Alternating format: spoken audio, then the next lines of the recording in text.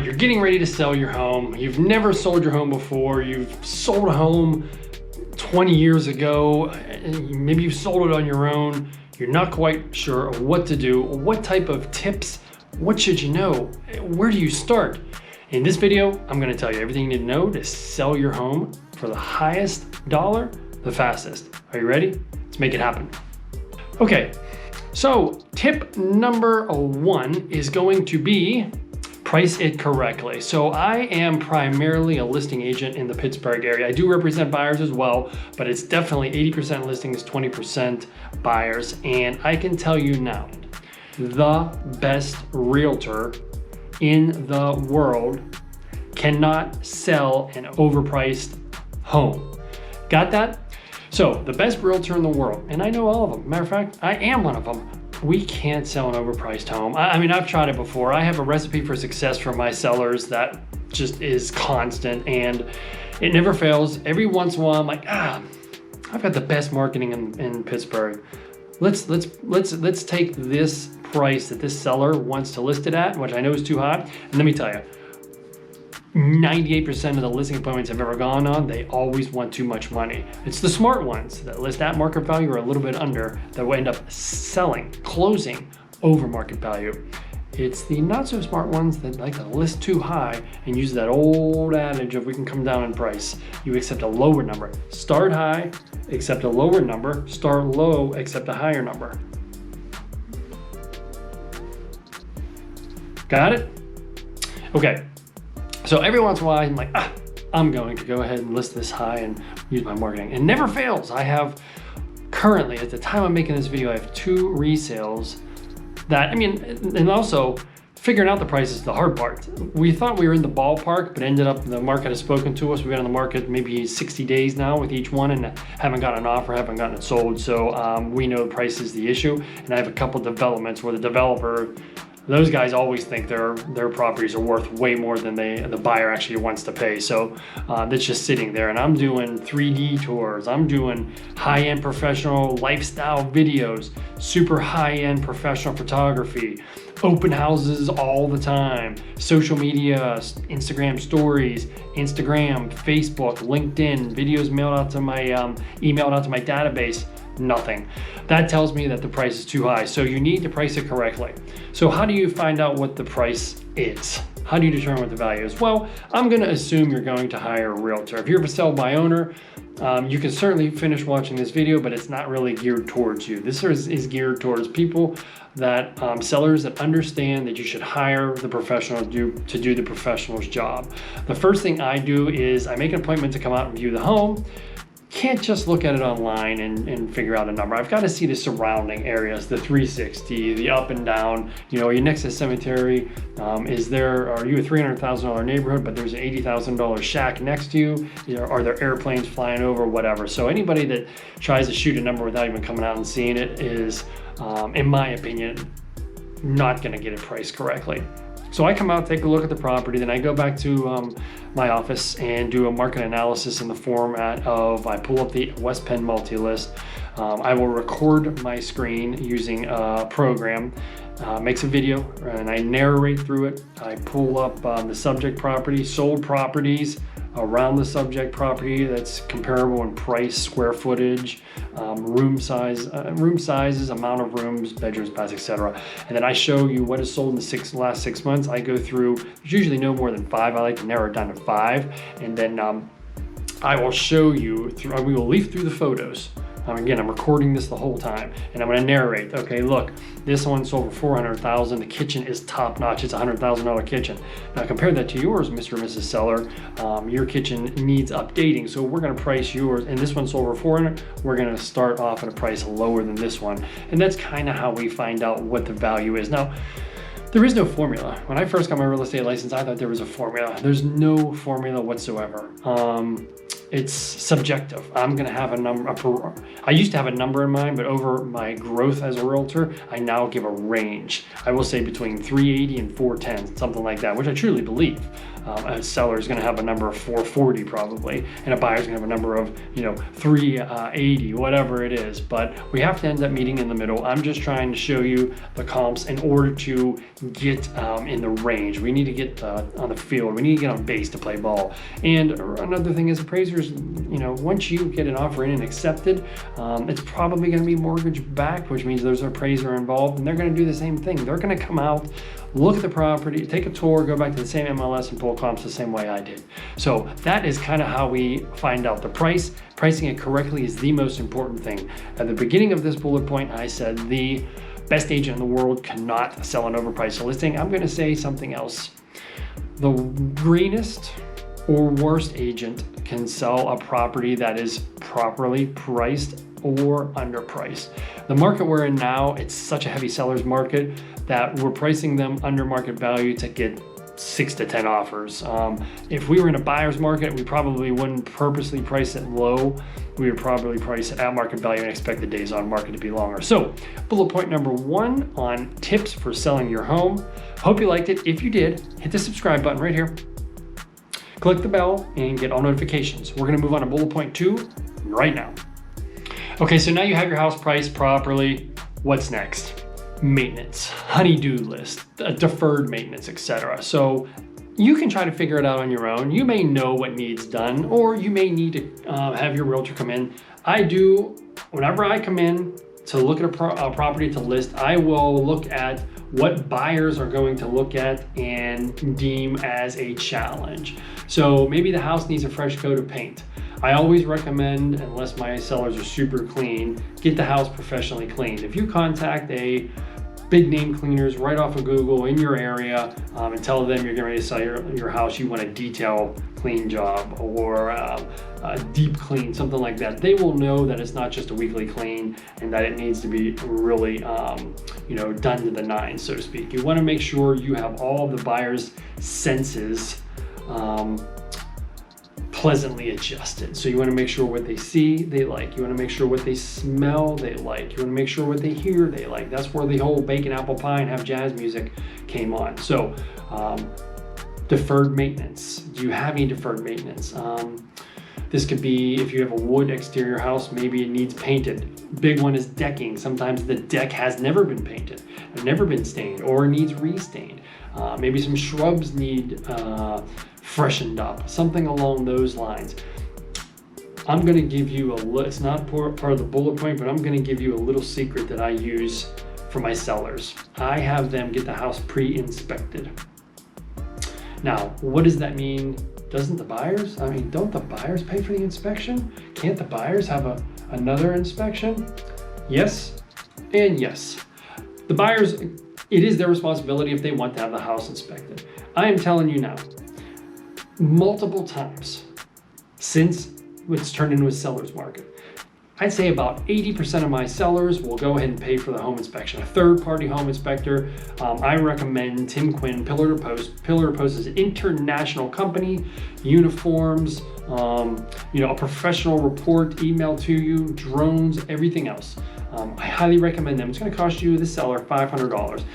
It has saved many deals, and not only has it saved many deals, it has gotten us more money. I can't put a number on it. There's no formula. Thousands of dollars over ask because we had the house pre-inspected. Imagine you're going to buy something huge, a big purchase, a boat, a high-end car, a house, and the seller used, not from the dealership, used, and the seller gives you a report. There's what a third party said was wrong, and here is a document with paid receipts that shows what we did to correct it. Many times, a roof may need a couple shingles or slate tiles done. Maybe there's even water in the basement. It could be small stuff. Now, my sellers will typically, I recommend they only fix broken, defective, or safety hazard things that come up in the inspection. And we get multiple offers because we price it correctly. We use all the professional photography and videography and stuff that I use. And then we get offers in, since they're fighting against each other's multiple offers, we get them in with no inspection contingencies. Mind blown. So multiple offers, over ask with no inspection contingency. When I go to process the sale, one of the big things I got to worry about is is it going to pass inspections? Getting an offer in and accepted in any market is not the hardest thing. It is getting through the inspections. You're nipping that in the bud up front. All right, so that's a little tip, a little trick that I'm going to share with you that I highly recommend. Bullet point number 2. All right, did you hit the subscribe button yet? A lot more beneficial seller videos I'm going to be putting out. Once a week I put out a video on this YouTube channel, so make sure you stay subscribed and hit the bell for all notifications. Okay, tip number 3 on selling your home is hire a professional. Listen, we put ourselves in the same category as far as responsibility and of funds as a lawyer would be your legal rights, your doctor, your health rights. Now, you wouldn't operate on yourself, would you? You wouldn't represent yourself in a legal situation, would you? You would hire a professional, because the amount of money they're going to save you, time, headaches, effort, is the same as a realtor. So you're only going to get charged 5%, 6%, or 7%. Let me tell you, that's not a lot of money with the responsibility we have. And I guarantee you, I have earned the 2.5%, 3%, or 3.5% as a listing agent versus if you would go for sell by owner in the transaction as far as negotiation, pricing, photos, etc. Because there is money to spend, believe it or not. So hopefully you're going to hire a professional.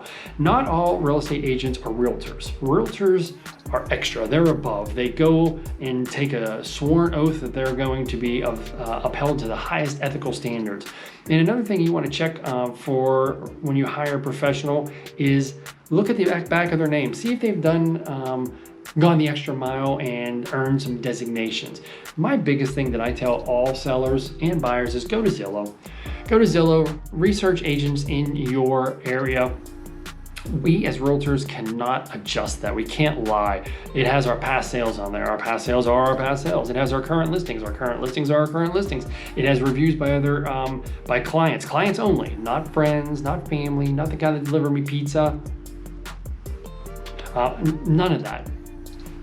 It is of past clients, and they do a very good job on vetting it. They won't let anything slide through that shouldn't be there. Okay, so hopefully I have convinced you to hire a professional. If you're a buyer and you're gonna get a mortgage, you're gonna hire a professional lender. You're gonna get a home inspection, you're gonna hire a professional home inspector. Don't try to cheap out and save yourself money. I've seen it go bad more than good. It could go good. It does go good. I've seen it go bad more than good many times. Matter of fact, I represent some buyers against for sale by owners, and I say against because what I do is my job is to represent my buyer the highest, get them the lowest offer possible. I represent whenever I go against for sale by owner, I'm coming for you. I mean, you don't know the contract. I'm building it to favor my buyer. So again, hire a professional. It's worth the money. All right, so the 4th thing I think you should do whenever you are selling your home is allow all showings. This is a tough one. I know there are sometimes mothers getting ready to have, pregnant, getting ready to have children, have a bunch of children. You don't have children, but you have pets, pet dogs, cats, alligators, geese, whatever. Oh, there's 10 showings scheduled for tomorrow. Listen, what I do in this busy seller's market is I try to list my clients' homes on a Friday night, late enough to the point where they couldn't get any showings that night. And then I tell them to make plans to leave Saturday and Sunday, assuming they work Monday through Friday. They leave all day Saturday, leave all day Sunday. We have showings, and then we get multiple offers by Sunday night. I call for highest and best due end of day Sunday night, and then we review the offers Monday. We have an offer accepted by noon on Monday. They were only inconvenienced 2 days. So you should allow all showings. Even if you're in the middle of cooking dinner and somebody calls and says, hey, can I show the property in 5 minutes? Just don't leave.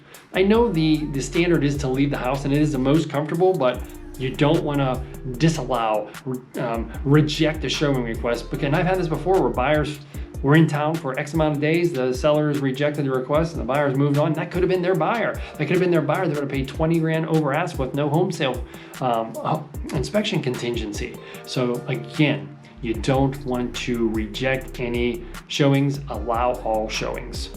The 5th tip I want to give you for selling your home is always counter offer. Now, we are in a super hot seller's market across the country. I mean, it's everywhere. It's not just Pittsburgh. But when the market shifts, it'll eventually flatten out, may even turn into a buyer's market again, and you get some lowball offers.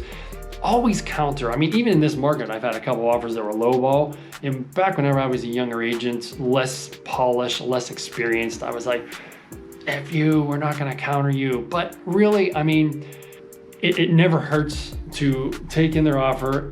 Just disregard what the number is and just be happy it's an offer. It's a ready, willing, and able buyer. And the worst case scenario is the deal just doesn't go together. Your feelings shouldn't be hurt.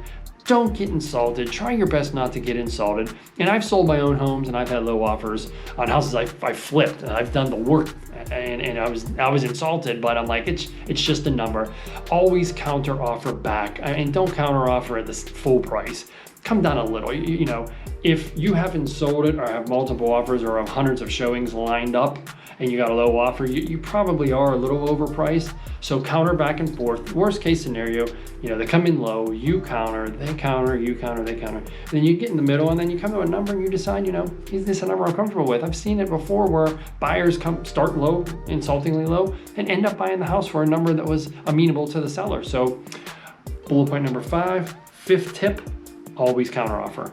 All right, tip number 6 is it's going to be along prepping the house for sale, and we've been saying this for years, and HGTV shows you declutter, depersonalize. Yeah, I'm just going to come out and say it.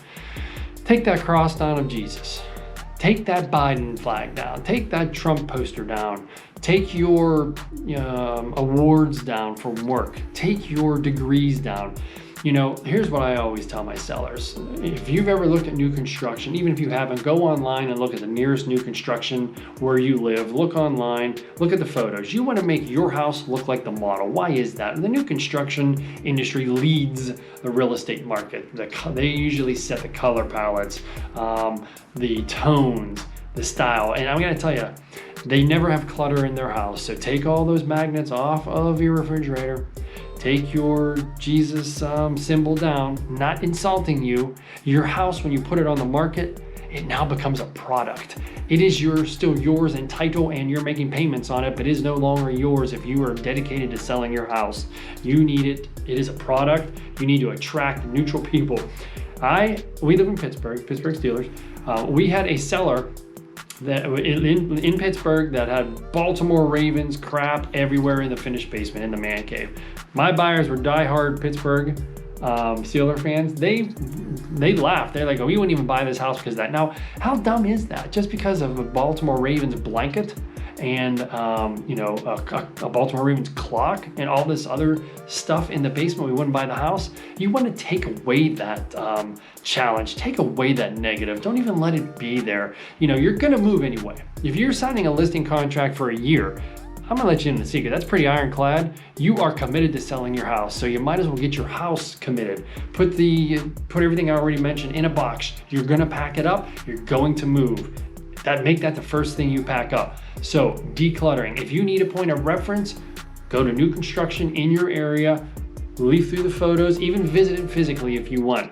Take a look at what they have. They have stuff on the walls, but it's of an artistic nature, or maybe a local Pittsburgh incline or stadium. Now, just because it's a stadium doesn't mean it's Steelers. We have concerts there and other stuff. So it's just local flavor, which is not a bad thing. But, you know, pictures of you and your aunts and uncles, pictures of you, your degrees and all that, take that stuff down. I mean, if you're looking for a job, you wouldn't have drunken pictures on Facebook, hopefully anyway. You kind of hide that stuff. Hide all that stuff. That is tip number 6 on selling your home. All right, and the final home selling tip number 7 is going to be, if you have a vacant house, you want to stage it. I can pull stats out, like Google stats, and send them all over the place, but houses do sell faster and for more money staged. Now, it took years for sellers to understand that was the case, but anymore, it's just kind of commonplace that sellers will have a vacant house staged. Now, if your agent doesn't ask you about that, you may want to suggest it. It's just in my repertoire. If it's vacant, that we discuss staging. My first preference is always to have the seller physically stage the property, and again, that is the staging cost is on the seller's end of town. As far as financing, we as realtors don't pay for staging because the staging could cost as much as the commission or a good chunk of it, where it doesn't make any sense for us. So here in Pittsburgh anyway, we don't pay for staging at all. Now, I say you go the full boat. Don't skimp out on staging. If you really have to skimp out on bedrooms 4, 3, and 2, okay, but I recommend my sellers, and when I say my sellers staging vacant houses, this is mostly geared towards flippers, builders, developers. I try to get them staged the whole thing, the front porch, the back porch, everything. If you can't do any of that, there's a company called boxbrownie.com, and you can upload the photos and you can have them virtually staged. So this is better than no staging at all, because you can see now that the photos will be virtually staged, and you have to disclose that. It's not a big deal, but it's certainly not as good as full staging, physical staging, because when you go to the house, obviously if it's virtually staged, when you go to the house, there's nothing there for a buyer to wrap their mind around how big the space is, how small the space is, where does their desk go, where does their couch go, etc. So staging is a must of some sort. Now, if your house, you're thinking your house is already, you're living in it, do I need a stager? It depends on you. You know, do you watch HGTV? Have you watched my other bullet point about looking at new construction models online or physically in your area? That's what you want to make them look like. So if you feel you can't do that, maybe have a stager come in. It'll be much more of a reduced cost to have them come in and just rearrange your current furniture, maybe move some pieces here and there. You know, it depends on the price point too. You know, if you're a $100,000 house, it doesn't make any sense. But if you're a couple $1 million house, $500,000 and up in some markets, it does make sense to have a stager. So that is my final tip. Tip number 7. I hope you enjoyed it. Make sure you click the subscribe button, hit the bell, ding, ding, ding. And get all notifications as I put out a lot of videos. I'm going to be putting out more, at least 2 a week, and I hope you find it beneficial. As always, I would love to know what you thought. Blink. So put a comment below. If you're catching this via email, reply to the email. If you're seeing it on social media, comment somewhere in the social media.